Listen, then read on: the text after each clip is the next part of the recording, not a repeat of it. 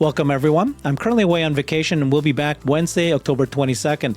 Today, your host will be Larry Goldberg. Larry co-founded several companies and is now an active venture capital investor. So I'm Herbert, and here's Joe. We're back with Joe. Hi, Joe. Hi, Herbert. Herbert's secret replacement. Hi, Larry. Good to see you again. Yeah. And I'm very excited for this show about AI. So, Joe, we had a really interesting conversation in the green room, which we realized was the stuff of what we should have been discussing on the show. And it starts with your thesis that the world is about to change very dramatically. And the reason is? Well, of course, the age of AGI and the AI revolution. And we had this super interesting discussion where you mentioned you have seen innovation for quite some time over the last decades and saw some interesting patterns. And we discussed the internet revolution, and 90s and then the 2000 internet crash.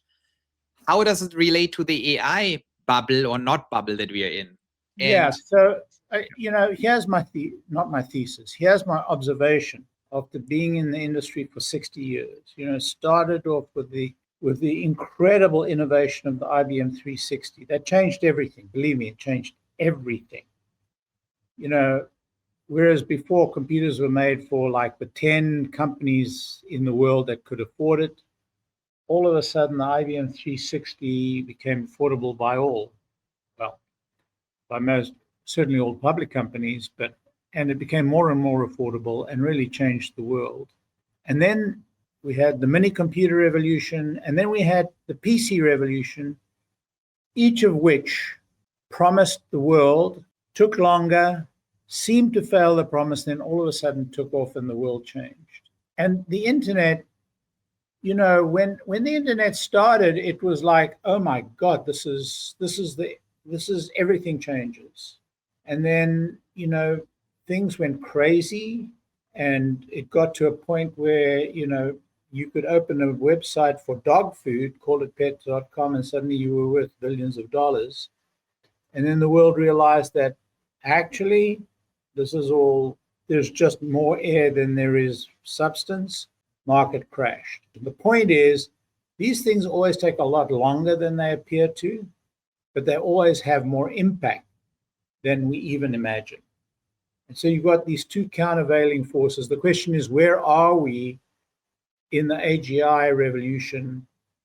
Is it going to be even more impactful than we imagine? Although I can't imagine it being more impactful than you imagine, but is it going to be more impactful than we imagine? And are we in some sort of point where we're about to get into the trough of disillusion? That's the question.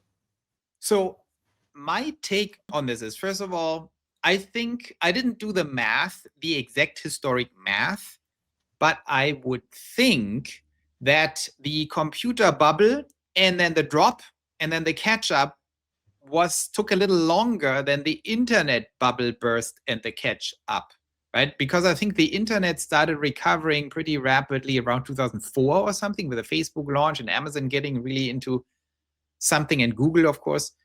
I don't know about the computers in the 80s or whenever. It's hard to tell because it wasn't necessarily all in stocks. A lot of that was still private, Commodore and Atari and all these things. Well, the PC revolution was pretty damn amazing, how quickly that happened. Although you could also argue that it took some time after Apple was made before the IBM PC was made. But once the IBM PC became generally available, it was like Katie bar the door. Well, I would say, my take on this whole thing is, I've experienced the internet bubble not super actively as a trader. I was a little too young to trade too much then, but I observed it. I think while the pattern itself might be similar this time again, the time scales are very different. So my thesis is that we might see something that is actually very different, where the bubble, first of all, doesn't exist. I will show you a chart in a second about that. There is no bubble right now because bubbles relate prices to earnings, and the earnings are through the roof. And of course, you could argue there is actually an earnings bubble. That's a whole different topic. Are they overspending on this stuff like crazy? That Yeah. could be, but it's not a stock price bubble. And the second thing is, I think the pace, the speed of things, how they transform the world, the speed at that the world is being transformed is completely insane. And I'm saying that not so much from a macroeconomist perspective, because it's hard to look through all the noise and the numbers, inflation and employment and all that stuff. Who knows? I'm doing that from behind the scenes, what I'm hearing from other CEOs of larger companies that I know in Europe and some in the United States, or board members, and what I'm seeing as a person, as an entrepreneur on the ground with what happens to our legal stuff, legal work, software work, product development work. It's completely nuts what's happening. Right. Like it's literally completely nuts. When I just look on the ground, we are developing the Pioneer operating system right now, which is a big SaaS system, only that we make it free on Pioneer lands, where you can start managing your life in all respects. We are working on some secret stuff on the capital side. And what we can do in a day is insane, because we use Lovable, for example, which is a very sophisticated vibe coding system, but we have a CTO, so we do backend too. The pace at that, I'm just sitting there. It's like, oh, we need terms of use. Boom. 1 second later, I have terms of use. We need privacy policies. Now we need a document editing system, a version management system for the legal stuff, an entire subset of the app to just manage legal stuff. I did this in literally 30 minutes today, including all legal documents. Of course, we need legal review of that, but now we have a whole system with all the versioning, all today in 30 minutes. We created all the different apps to invite people who want to help on app development and split the whole thing up. I'm just telling Lovable, can you split this whole thing up? Can you create the back end? Can you put it into different apps, connect it? It's all vibe coding, but in a very sophisticated way, on enterprise level stuff. When you just think through how many people you would have needed even 2 years ago for that, like lawyers and architects and all kinds of people. Absolutely. UX people, UI people, front end, back end, full stack, DevOps, and now it's just no one. You're just doing it. And when you look then at the revenue numbers of things like Replit, but especially Lovable, it's insane. These are the fastest growing companies in the history of humanity. All of them. They grew in 6 months from zero, from basement to 100 million ARR in 6 months. And the fastest growing thing ever in Europe, at least, highest Series A ever. And look at ChatGPT and stuff. So these things, right? I see all the vanity metrics like ARR maybe and stock price valuations, but I'm also seeing the underlying first principles. This is just completely nuts, because software is the key to engineer reality, right? You can realign everything in life around software if you optimize these things, from healthcare to finance to legal to everything. I'm not, it can't be just me. I'm not generating 100 million for them. So there must be millions of people right now and companies who go all in on this stuff and transform. And I think we are 6 months before this wave is going to hit in the public sphere. I think in mid of 2026 or something, maybe even earlier, you will see massive, insane disruptions, in my opinion, in the economy and jobs. And I just talked to a CEO I know pretty well, not small, like they have 2,000 people. I can't say too much about who it is, but they are preparing stuff that will lead to people not getting hired. And they are not in an industry where you would expect that. It's not tech, it's another industry. And if they are doing it, a lot of people are doing it. They're part of a very large, publicly traded international group. So there are hundreds of companies in that group. So I tell you, massive things are happening behind the scenes. And then if we connect the dots, the business impact, why is everyone spending so much money on it? Because it directly drives revenue up and costs down in the most dramatic way. So I'm very, the internet had similar promises, but for a business to implement somehow the internet and profit of it was way more complicated and convoluted than here. Right. You just do it and boom, you have it. So I think the wave we are looking at is absolutely insane. I mean, you're right in this respect. I remember when the internet first arrived, our corporate clients would say, not allowed here on these premises, not, no way, Jose. Same with smartphones. I mean, I remember CTO saying, Apple phones will never be allowed in this premises. I mean, Exactly. And it took years, right? It took years for them to. It took some And time. I remembered when I was looking at this stuff, both the internet, I was in corporate and we looked at internet stuff. I was in innovation actually. So I looked at it and was like, oh. And I was thinking like, yeah, it's great. Somehow I get it in theory. But when I look at our revenue and COGS and people doing stuff, like what do we do exactly for this thing to make a difference? And you needed some faith and years. And then, oh, now I get it. Same with the mobile transformation when they told us all like, oh, you need a mobile strategy. It's like, but what does it even mean? In AI, no one asks, it's like, wow, I can just replace all my people and I can give it to the 10% best people and get 100x the output immediately. This is a totally different thing. Yeah, you have to also contend with the fact that if you can do it, everybody else can do it. And if you can make something extraordinary, then somebody else could replicate that in, very little time. So it raises some really interesting questions. So that also raises the question, what is going on in AI in the industry as a whole? And, for that, we have to go to the great, OpenAI and XAI and where are these giants? Yeah. And, and so what is going on, do you think, with these AI companies? Who's going to win? What's happening? How does XAI and Grok relate to them? I mean, where do you fall on all of this, Joe? Well, I want to share a screen. I will, if you want to share this. Sure. I have a screen here that talks about the bubble and why this is not a bubble. And that leads us exactly to these questions, why there are hundreds of billions being invested. So if I zoom in here. So first of all, this is a bubble. This is the internet bubble. Here's the year 2000. And here's the price of Cisco. And here are the earnings of Cisco. So they go up, but they're trailing. And the price was crazy. The price absolutely disconnected. The price was absolutely anticipating a fantastic future. And then we had a bubble. Whereas now, look at Nvidia.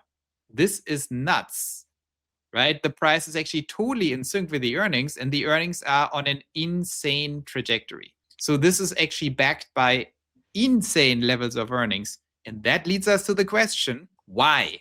Who is buying for trillions of dollars these chips? And that leads us to OpenAI and ChatGPT. But it also leads us to all the other players, to Tesla, to XAI. They're all buying Nvidia chips like insane. They're starting to buy AMD like insane.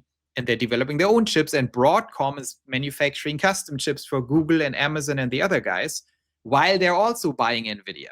And why is all of that happening? And to the point that we just discussed, we are seeing that the demand is absolutely through the roof on all fronts. Consumers, 800 million people using ChatGPT.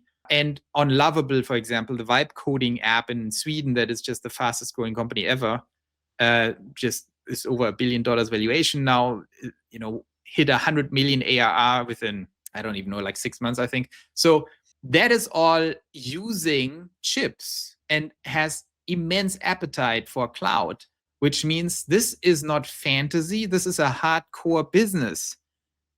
These cloud providers just see demand going through the roof and they can't deliver on it.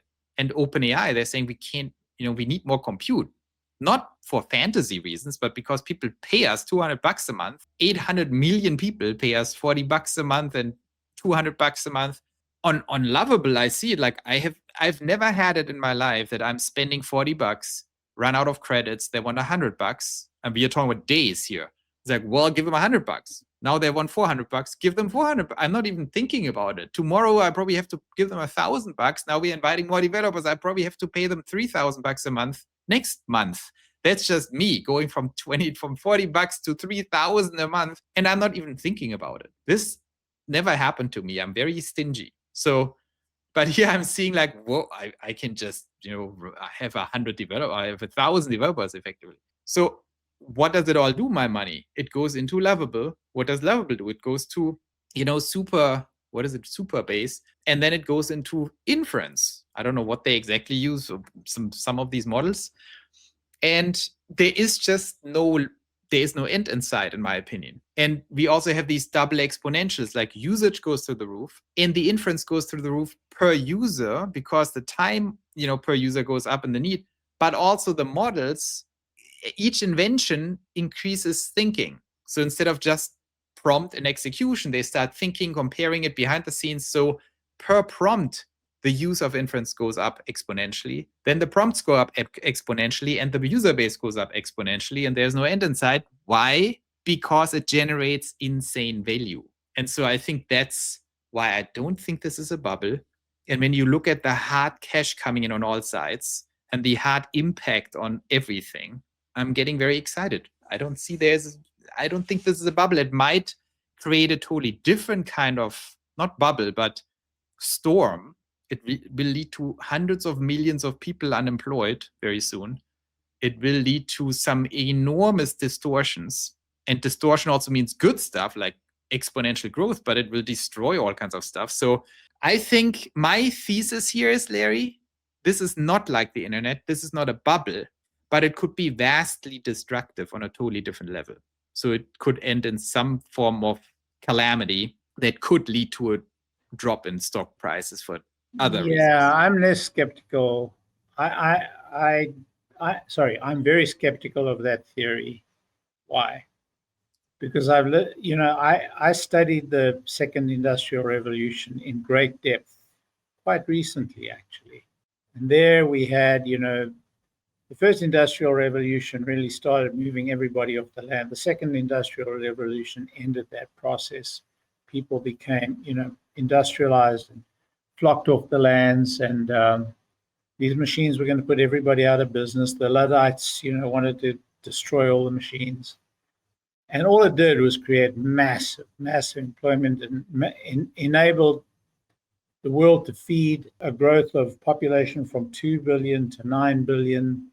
It enabled, and, I grew up in the 70s. We had these crazy scientists telling us that the world was going to run out of food. We were going to eat one another. And that was when there were 3 billion people on the earth, or 4 billion people. And they said, we've reached the limit, 5 billion people, that's it. That's all the world can. And it turns out that, 9 billion people is just not a lot of people, and the world can easily sustain many more people. I know there's some crazies who think that's not true, but it is true. And I think the same will be true here. We're going to create enormous economic value. And economic value, people earn a lot of money from adding this gigantic value add. And then that money has to find its way into the economy somehow, because people don't just stash it into their pockets. And what do they do with it? They may buy shares of a company, but they may also buy luxuries, and they may also employ a lot of people to do their bidding. And so, there is always market distortion, and that always has, but this is basic economic theory. There's nothing new about that, but there is a lot of this combobulation when it happens. A lot of people have to become retrained. A lot of people do fall on hard times, but other people do very well out of it. And, the circle is soon. I'm obviously very bullish, right? But I want to point out, if you look at the tail end, I would say the first maybe tail end of the Industrial Revolution, think about two events that were not very good. 1914, which is still completely misunderstood or not understood what actually happened, the First World War, why, what happened. And then 1929, which was also an effect of some form of distortion, right? That happened before. I think it was a financial distortion rather than, a distortion caused by automation. By 1929, all the principal revolutions had happened. They happened from 1882 to 1920, essentially. Yeah. So I don't think that 1939 that the crash of 1929 could easily be associated with the Industrial Revolution. But I think 1914 could be, like, I think the transformation of the European countries and also America to some extent, I think it's one of the most, badly understood phenomena is the First World War, because it didn't happen for a scarcity reason or whatever. It was some weird thing that happened where the European countries, Germany, France, and especially Germany and Great Britain, they went through such an insane transformation from 1830 or something to 1914 that there was some sort of delusion going on in the minds, because the entire world transformed in ways that we can't even imagine, like how dramatic the world changed and the cities changed and the capabilities changed. And when you see, how people thought and talked about in the early 1900s, it's very interesting because it was this fantasy land, right? Like everything is possible. We can do anything. Any machine can be built. And it created this exuberance that then ended in a war. And it was a war of exuberance. This is my theory, because Great Britain and Germany did tremendously well. Even Russia didn't do that bad. Like, it's a discussion, but they were at the absolute apex of everything. Why would they start a war? So I think 1914 was the result of the invention of the printing press, but we can have that conversation. I'm just saying, like, when people go, it's hard to, I'm just saying, when people go through such a transformation that we will have in the next 5 years, even not even 10 years, you're opening yourself up to massive civilizational disruption. And of course, we are innovator fans. You are a fan. I like it. I see all the opportunities, but don't forget, we are not the only ones. There are 8 billion humans, and there are risks of. Yeah, I'm fully aware that there's going to be social and sociological changes of immense proportion. There's no doubt about it. But I don't think there's going to be an economic catastrophe. I think what you're talking about is a social catastrophe. But let's get back to the real world. And the real world is, OpenAI doth bestride this narrow world like a colossus. And we have Grok and the other challenges. Where's this going to go? So first of all, I think they're all doing very well, and OpenAI is just leading the pack right now with a very good product. But I think Elon has his eyes on the prize. And I think on a technological level, so number one, on the demand side for inference, there is no limit in sight, in my opinion. I think it's not an overinvestment that we are seeing. I think they will use every single chip that they're selling right now. So I do not think this is a bubble. This will be used up like nothing. The question is, on the technology side, what I'm observing is that there is a major shift from training to inference. And what I mean with that is that the time of just making these LLMs bigger and bigger and bigger and going into just one direction with that, this is now being complemented or even shifted into inference, also on the model development side, which means, like, instead of just building an even bigger LLM and even bigger, Elon is still doing it and it might pay off. But I think ChatGPT and OpenAI, they understand the future might be large swarms and organizations of agents, like agent structures.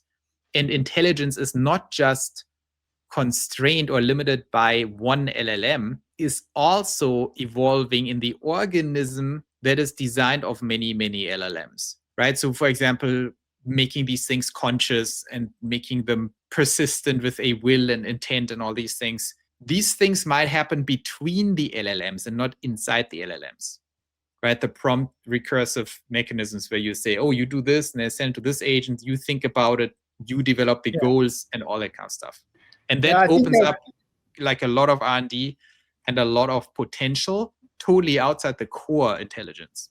I think I would take a slightly different approach. In general, what you're saying is similar to my thinking, but I think that the days of training and inference are over. I think we're going to see a merging of what we thought of as training and what we think of as inference. We see it already in the size, of the context windows that are being created, 1 million, 2 million, and it's going to get larger. And so we're going to see a point where training and inference becomes combined, in the sense that much like we can imbibe a fact, integrate it into our current context and use it. And whether sleep could be thought as a form of training to integrate it fully into our subconscious, I don't know. But I think we're going to see the point reached where training and inference are going, all the steps of training and the step of inference and the step of maintaining context are going to merge into a singular process. Just a thought. And I think these models that are being hard trained in the conventional sense, they are basically turning out to just be atoms of intelligence. They are not the intelligence itself. They're atoms, and you put them into giant molecules, and you put them into giant cells. And the piping in between, the memory, these vector databases that's stored and then being called and fed into it, and the large context, there's so much stuff suddenly that becomes clear that the end intelligence, the thing talking to Larry, after you talk to it, learn about your life, think about while you sleep overnight, and then comes back with a better idea. This all has nothing to do with training. It has to do with a piping in between. And that is an infinite opportunity space of innovation. I mean, you could just go out and invent whatever you want right now. That's the thesis behind my recommendation that Elon take control of Apple, because there's no larger database of private knowledge than Apple. And, this could enable Elon to really provide each individual with their own, quote, LLM, unquote, with their own knowledge base of themselves, but intelligent knowledge base, intelligence around, their history. But I think it's a strong qualitative thesis. I think quantitatively, you're probably 2 years early. You need to wait until Elon is a trillionaire and the stocks are even higher and Apple is lower. But then it becomes good. Oh, it's going to happen, because, Apple is like no country for old men. I listed the ages of Apple, the top 16 executives at Apple. Their average age is over 60. Yeah, there are only two executives who are under the age of 60. It's ridiculous. And anyway, I'll get off my hobby horse now, and let's get back to. Let's talk about, the issue of Nvidia and the chip supply and its investment in OpenAI and its investment in other users of their own chips. How do you read that? Well, I think people, they complain about circularity. They say, why does this company Nvidia put 100 billion into OpenAI, which then buys 300 billion of the Nvidia chips? Isn't that weird circular logic and self-funding and stuff like that? Yeah. I think it doesn't matter. It completely doesn't matter. The question is the underlying mega trend of extreme money and cash flow real or not? Yeah. Right? Are the people who are actually putting all the money in from the outside? If you make them one, just assume they're one. Is there money coming in from the outside? And the answer is yes, massive amounts of money. So therefore, I don't care about the circularity. And now OpenAI, of course, has also done a deal with AMD. And I think these are not frothy, frivolous things that are happening. They are just functions of total overwhelming demand and growth. Right? And it's like cash flow. Nvidia's cash is really an embarrassment to them. They have to put it to work. Exactly. Short of paying it all out, which would be a terrible mistake, right? You don't want to take money out of this enterprise. You want to put more money in, right? Yeah. So I think, we have to think about it as massive growth, massive money coming into all these companies, and they're seeing massive future growth, and they're seeing the growth drivers being OpenAI. And from a investment perspective, you like to invest in things that you truly understand. Of course, Jensen understands OpenAI better than he understands like an ice cream factory. So he's like, well, I really know what these guys are doing. I really like it. I see massive growth and they need us. Let's do it. And then OpenAI goes to AMD and says, you know what? We need unlimited chips. These guys have chips. They're a little undervalued comparatively. And the main disadvantage of AMD, which has tremendous hardware, by the way, tremendous chips, is CUDA, which in the end is a developer issue, that their software stack is just weaker than NVIDIA's, which OpenAI doesn't mind, because if you are so mono-minded, like the big hyperscalers don't mind using Broadcom and developing their own software stack. Right. So OpenAI says, well, I don't care about a little software disadvantage because we can build our own software. We are so mono-minded what we want. We just want the best chips for the best price. Let's add AMD to it. And do you have a view, Joe, on the timescales for AI 5 and AI 6 in the Tesla world, in the Tesla inference world, and training world? Well, that's a little speculative, but it seems AI 5 is scheduled to go into production end of 2026, last time I checked. And AI 6 is a bet, a longer term bet. I think, Tesla, it's like Dojo. I think Tesla, the good news for Tesla is they have a very unique application with Robotaxi and Optimus that maybe allows them, together with Samsung, which produces AI 6, to maybe get somewhere. But on the warning side of things, you are actually dealing with tremendous competition, right? The idea that you can beat Nvidia or AMD at their own game doesn't work. Well, and so the question is, because it's not exactly their own game, because it's a vertically integrated chip, Tesla might pull it off, but it's tricky. Look at this fact of life, that AI 4 is markedly less expensive. I mean, by I think like a huge proportion, markedly less expensive than the Nvidia alternative. And so in a way, Tesla's already shown that they're winning that game. There is no way anybody can compete with them on cost because of AI 4 in terms of inference in the car. So that kind of indicates to me that they're on the right path from a roadmap point of view. If you had told me that they could beat Nvidia to the extent that they are now, I would have, 3 years ago, 4 years ago, I would have questioned it. But my goodness, they're like a light year ahead. Now it could be that the difference is all the profit that Jensen makes, but I think it's even more than all the profit. Well, I think let me put it like this. If AI 6 ultimately fails in the sense that they use Nvidia instead of it, I would not be super surprised. And if AI 6 wins, I would also not be super surprised. I think it's an endeavor worth doing because they have reasonable chances of pulling it off to have a truly superior chip. But I would also, see that Nvidia is on a massive, insane trajectory of massive progress too. And for Elon, it doesn't matter because with AI 6, he has a plan, and if it works, he wins, and it's likely to work.